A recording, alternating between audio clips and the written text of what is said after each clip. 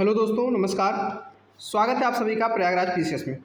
दोस्तों, आज हम आपके साथ 5 इम्पॉर्टेंट एमसीक्यू लेके आए हैं जो कि एंशिएंट इंडिया से संबंधित है। यूपीएसआई एवं यूपीपी एग्ज़ाम के अलावा यूपी पीसीएस 2025 के लिए सबसे ज़्यादा इंपॉर्टेंट क्वेश्चन की लिस्ट है। हम आपके लिए 5 क्वेश्चन जो मोस्ट इंपॉर्टेंट हो सकते हैं, एग्जाम में सीधे बन सकते हैं, वो लेके आते हैं। तो इस सीरीज़ में ये वीडियो आपके सामने है जो 5 क्वेश्चन है। यहाँ पे हम यूपीएसआई के जीके जीएस बैच के लिए ये क्वेश्चन लेके आए हैं। तो आइए शुरू करते हैं आज के अपने इस वीडियो को। पहला क्वेश्चन आपके सामने है, आप ध्यान से देखिए। इसका आंसर आप कमेंट सेक्शन में हमें दे सकते हैं। उसके बाद इसका आंसर मैं आपको बेसिक इन्फॉर्मेशन के साथ बताऊंगा। तो चलिए, पहला क्वेश्चन जो आपके सामने है, ऋग्वेद का जो 9वां मंडल है उसमें किसे समर्पित किया गया है। ऑप्शन आपका है इंद्र एवं उनका हाथी, उर्वशी एवं स्वर्ग, पौधों और जड़ी बूटियों से संबंधित देवतागण, सोम या इससे बनने वाले पेय पदार्थ पर नामांकित देवता का नाम। तो दोस्तों, ऋग्वेद संहिता के बारे में हम बाकी चीज़ें जानेंगे। इससे पहले बता देते हैं कि ऋग्वेद के 9वें मंडल में सोम और उससे बनने वाले पेय पर नामांकित देवता पर आधारित है। अब ऋग्वेद के बारे में देख लेते हैं। तो ऋग्वेद के अंदर कितने मंडल हैं? तो 10 मंडल हैं और 1028 सूक्त हैं। ठीक है, ये डेटा आपको याद रखना है। उसके बाद इसके तीसरे मंडल में गायत्री मंत्र का जिक्र है। ठीक है, गायत्री मंत्र का जिक्र किस मंडल में है? इसके 3rd मंडल में। उसके बाद 9वें मंडल में क्या है? सोम का जिक्र है। ठीक है, उसके बाद इसके 10वें यानी कि लास्ट मंडल में आपको पुरुष सूक्त मिलता है। ठीक है, पुरुष सूक्त क्या है? पुरुष सूक्त वो रचना है, वो एक स्क्रिप्ट है जिसमें सबसे पहली बार वर्ण आश्रम, ठीक है, वर्णाश्रम की बात आपको देखने को मिलती है। जैसे ब्राह्मण, क्षत्रिय, वैश्य, शूद्र का जो क्लासिफिकेशन है, ये सबसे पहले 10वें मंडल में देखने को मिलता है। अच्छा, ऋग्वेद के जो 10 मंडल है उसमें भी आपको याद रखना है कि 2 से लेकर के 7 मंडल तक ये सबसे ओल्डेस्ट मंडल हैं। ठीक है, उसके बाद 1st, 8th, 9th और 10th ये बाद में ऐड किए गए हैं। तो दोस्तों, इस तरह से पहले क्वेश्चन के बारे में हमने डिटेल में डिस्कशन किया कि ऋग्वेद संहिता का जो 9वां मंडल है वो सेम देवता से संबंधित है। इसके अलावा इसके अंदर 10 मंडल, 1028 सूक्त हैं और 3rd में गायत्री मंत्र का जिक्र है, 10वें में पुरुष सूक्त का जिक्र है जो एग्जाम में आपके आ सकते हैं। तो आइए इस डिटेल डिस्कशन के बाद अगले क्वेश्चन पे आपके सामने चलते हैं। अगला क्वेश्चन आपके सामने है, प्राचीन भारत में वो कौन सा व्यापार केंद्र महत्वपूर्ण था जिसके रास्ते पर एक स्थान पड़ता था जो आपके सामने ऑप्शंस में है, और वो मार्ग कल्याणी से वेंगी तक को जोड़ता था। ठीक है, इस क्वेश्चन को मैं फिर से आपको समझाता हूँ।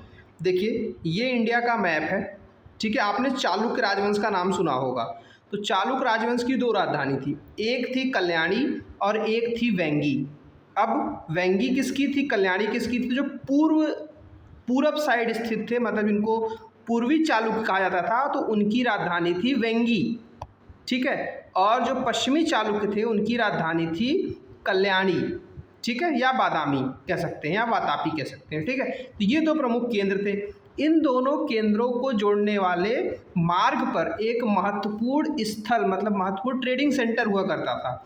वो ट्रेडिंग सेंटर इन 4 ऑप्शंस में से कौन है, आपको बताना है। ठीक है, तो क्वेश्चन आई होप आप समझ गए होंगे, और इसके अलावा वेंगी, कल्याणी का ये जो कीवर्ड्स है वो भी समझ गए होंगे। तो यहाँ पे आंसर हो जाएगा आपका ए पार्ट, तगर। तगर नामक स्थान वेंगी से, ठीक है, कल्याणी को जोड़ने वाले रास्ते के मध्य में पड़ता है, जो आज की दिनांक में महाराष्ट्र में पड़ता है। ठीक है, ये एक महत्वपूर्ण व्यापार केंद्र हुआ करता था प्राचीन भारत का। इसके अलावा बात करें तो श्रीपुर पूर्वी भारत में स्थित था। ताम्रलिप्ति पश्चिम बंगाल का एक स्थल था जो कि पोर्ट सिटी, बंदरगाह शहर के रूप में जाना जाता था प्राचीन भारत में। ऐसे ही त्रिपुरी भी एक महत्वपूर्ण राजनीतिक और सांस्कृतिक केंद्र था। तो इस क्वेश्चन का आंसर ए हो जाएगा। आइए इस डिटेल डिस्कशन के बाद अगले क्वेश्चन पे चलते हैं। क्वेश्चन नंबर 3 आपके सामने है, निम्नलिखित में से कौन सा ग्रंथ महाकवि दंडी, जो कि संस्कृत के एक महाकवि हैं, संस्कृत के एक विद्वान पंडित रहे हैं, उनका रचना नहीं है, उनके द्वारा सृजित नहीं हुआ है। तो देखिए, महाकवि दंडी की 3 प्रमुख रचनाएं हैं, उसको मैं यहाँ बता देता हूँ कौन कौन सी हैं। पहली है काव्यादर्श, ठीक है, काव्यादर्श इनकी प्रमुख रचना है।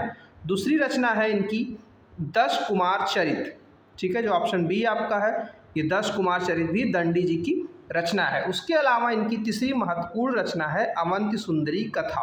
अवंति सुंदरी कथा जो है ये महाकवि दंडी की अपूर्ण रचना मानी जाती है, ठीक है, ये भी 10 कुमार चरित की भांति एक प्रेम कथा है, ठीक है। तो दोस्तों काव्यादर्श, 10 कुमार चरित और अवंति सुंदरी कथा तीनों ग्रंथ जो हैं महाकवि दंडी से संबंधित हैं। वहीं पे जो आपका एक ग्रंथ बच जाता है काव्यानुशासन, ये महाकवि दंडी से संबंधित नहीं है। तो दोस्तों आप कमेंट सेक्शन में ये बताइए कि काव्यानुशासन किसकी रचना है, ठीक है, आप कमेंट सेक्शन में बताइए, इसका आंसर मैं आपको बता देता हूँ।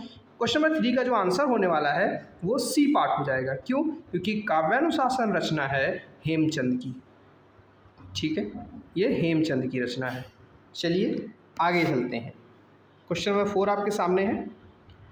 निम्नलिखित कचरों पे आपको विचार करना है। पहला क्वेश्चन है, अंतिम मौर्य शासक बृहद्रथ की हत्या उसके प्रधान सेनापति पुष्यमित्र शुंग ने की थी। दूसरा ऑप्शन है, अंतिम शुंग राजा देवभूति की हत्या उसके मंत्री वासुदेव कण्व ने की थी और राज सिंहासन प्राप्त किया था। तो अगर दोनों के बारे में बात करें तो बृहद्रथ जो हैं वो मौर्य वंश के अंतिम राजा हैं, ठीक है, जो मौर्य काल चल रहा था उसके अंतिम राजा हैं, ठीक है।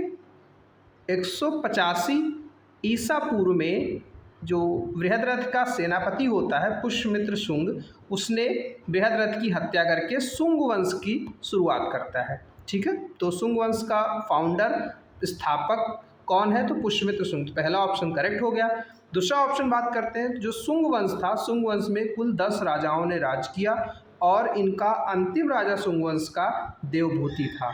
और देवभूति की हत्या उसी प्रकार हुई जिस प्रकार इनके पूर्वजों ने मौर्य शासक बृहद्रथ की हत्या की थी। तो अंतिम शुंग राजा देवभूति की हत्या उनके मंत्री वसुदेव कण्व ने की और उसके बाद कण्व वंश की शुरुआत करता है। तो यहाँ पे पहला ऑप्शन भी सही है और दूसरा ऑप्शन भी सही है। तो दोस्तों आपको यहाँ पे याद क्या रखना है, जब मौर्यों का वंश खत्म होता है, मौर्य साम्राज्य खत्म होता है, तो 2 तरह की संस्थाएं, भारत में 2 तरह का शासन प्रारंभ होता है। एक देसी शासन, देसी राजाओं का शासन, और एक विदेशी आक्रमण द्वारा आए हुए शासक, ठीक है। तो देसी में आपके 3 वंश आते हैं, कौन कौन से? पहला है शुंग, शुंग के बाद कण्व और कण्व के बाद सातवाहन। वहीं पे विदेशी में आते हैं आपके इंडो ग्रीक्स, ठीक है, मतलब इंडो यूनानी।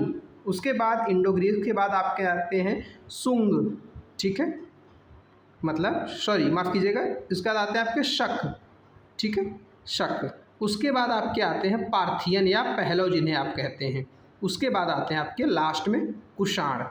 तो ये क्रम आपको ध्यान रखना है, ठीक है। तो इस तरह से हमने ये डिटेल डिस्कशन किया। आइए अगले क्वेश्चन पे चलते हैं। क्वेश्चन नंबर 5 आपके सामने है। निम्नलिखित में से कौन सा ग्रंथ प्रस्थान त्रयी में सम्मिलित नहीं है? तो प्रस्थान त्रयी क्या होता है, सबसे पहले ये जान लेते हैं। तो वेदांत फिलॉसफी के अंदर 3 महत्वपूर्ण ग्रंथों को मिला के प्रस्थान त्रयी कहा जाता है। प्रस्थान त्रयी में 2 वर्डों से मिलके बना हुआ है प्रस्थान। प्रस्थान मतलब स्टार्टिंग पॉइंट, ठीक है। तो किसी भी चीज़ का स्टार्टिंग पॉइंट जो है वो प्रस्थान कहा जाता है। अब इसमें प्रस्थान वर्ड आप समझ गए, त्रयी मतलब होता है 3, ठीक है।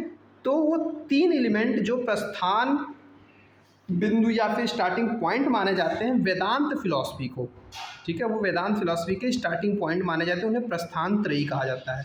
तो उन तीनों स्टार्टिंग पॉइंट्स के अंदर कौन कौन सी चीज़ें आती हैं? तो आती हैं भगवत गीता, ब्रह्म सूत्र और उपनिषद।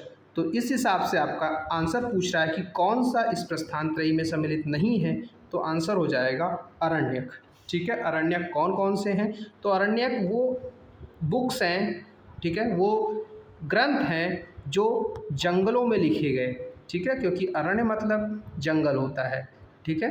तो अरण्यक जंगलों में लिखे गए ये वेदों के उपभाग हैं जिन पे आप वेदों के पाठ भी इन्हें मान सकते हैं। तो आइए आगे चलते हैं। 6ठा क्वेश्चन आपके सामने है। ये क्वेश्चन मैंने प्रिपेयर किया है आपके लिए स्पेशली। ठीक है, ये क्वेश्चन UPPCS 2022 में पूछा हुआ है। ठीक है, तो इसका आंसर आप हमें कमेंट सेक्शन में दीजिए, जिससे कि आपको पता चले कि आपने भी इस टॉपिक को पढ़ा है कि नहीं। अगर आपका इसका आंसर नहीं पता तो गूगल करके आप इसको कमेंट सेक्शन में दीजिए, जिससे क्वेश्चन आए तो आपका गलत ना हो। ठीक है, तो दोस्तों इस वीडियो में इतना ही। चैनल को सब्सक्राइब कीजिएगा। बाकी आप कुछ अदर इनिशिएटिव चाहते हैं इस हमारे चैनल के द्वारा तो आप कमेंट सेक्शन में ज़रूर बता सकते हैं। हम कोशिश करेंगे कि आपकी वो इनिशिएटिव भी हम कंप्लीट कर सकें। तो दोस्तों इस वीडियो में इतना ही। धन्यवाद।